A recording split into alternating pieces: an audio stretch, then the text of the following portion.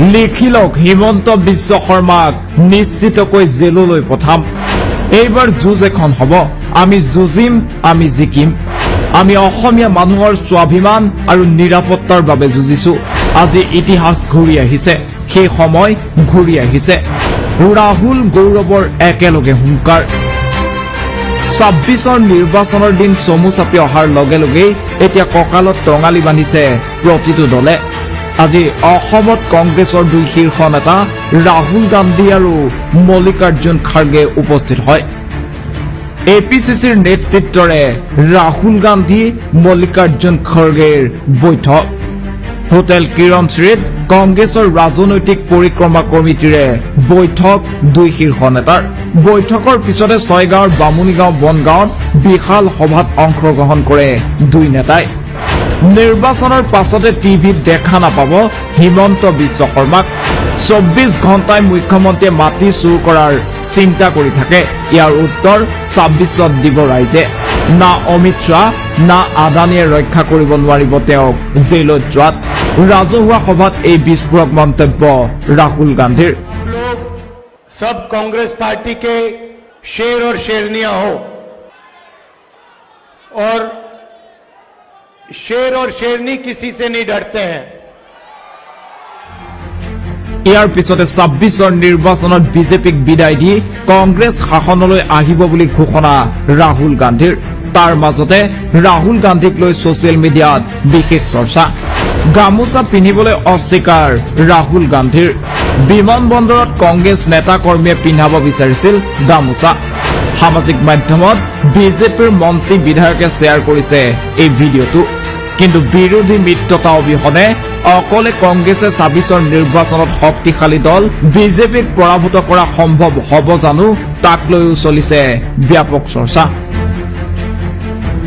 News desk report, any টক্স। লিখি লওক হিমন্ত বিশ্ব শৰ্মাক নিশ্চিতকৈ জেললৈ পঠাম। এইবাৰ যুঁজ এখন হ'ব, আমি যুঁজিম, আমি জিকিম। আমি অসমীয়া মানুহৰ স্বাভিমান আৰু নিৰাপত্তাৰ বাবে যুঁজিছো। আজি ইতিহাস ঘূৰি আহিছে, সেই সময় ঘূৰি আহিছে। ৰাহুল গৌৰৱৰ একেলগে হুংকাৰ। ২৬ৰ নিৰ্বাচনৰ দিন চমু চাপি অহাৰ লগে লগেই এতিয়া কঁকালত টঙালি বান্ধিছে প্ৰতিটো দলে। আজি অসমত কংগ্ৰেছৰ দুই শীৰ্ষ নেতা ৰাহুল গান্ধী আৰু মল্লিকাৰ্জুন খাৰ্গে উপস্থিত হয়।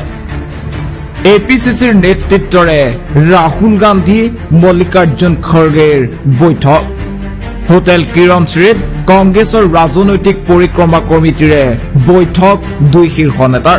বৈঠকৰ পিছতে ছয়গাঁৱৰ বামুণীগাঁও বনগাঁৱত বিশাল সভাত অংশগ্ৰহণ কৰে দুই নেতাই। নিৰ্বাচনৰ পাছতে টিভিত দেখা নাপাব হিমন্ত বিশ্ব শৰ্মাক। ২৪ ঘণ্টাই মুখ্যমন্ত্ৰীয়ে মাটি চুৰ কৰাৰ চিন্তা কৰি থাকে।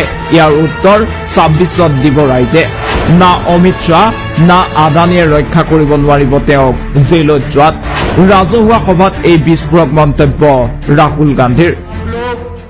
सब कांग्रेस पार्टी के शेर और शेरनियां हो और शेर और शेरनी किसी से नहीं डरते हैं।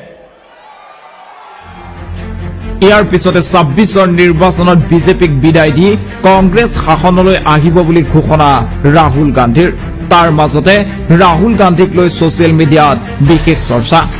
গামোচা পিন্ধিবলৈ অস্বীকাৰ ৰাহুল গান্ধীৰ। বিমান বন্দৰত কংগ্ৰেছ নেতা কৰ্মীয়ে পিন্ধাব বিচাৰিছিল গামোচা। সামাজিক মাধ্যমত বিজেপিৰ মন্ত্ৰী বিধায়কে শ্বেয়াৰ কৰিছে এই ভিডিঅ'টো। কিন্তু বিৰোধী মিত্ৰতা অবিহনে অকলে কংগ্ৰেছে ২৬ৰ নিৰ্বাচনত শক্তিশালী দল বিজেপিক পৰাভূত কৰা সম্ভৱ হ'ব জানো, তাক লৈও চলিছে ব্যাপক চৰ্চা। নিউজ ডেস্ক ৰিপোৰ্ট, এনি টক্স।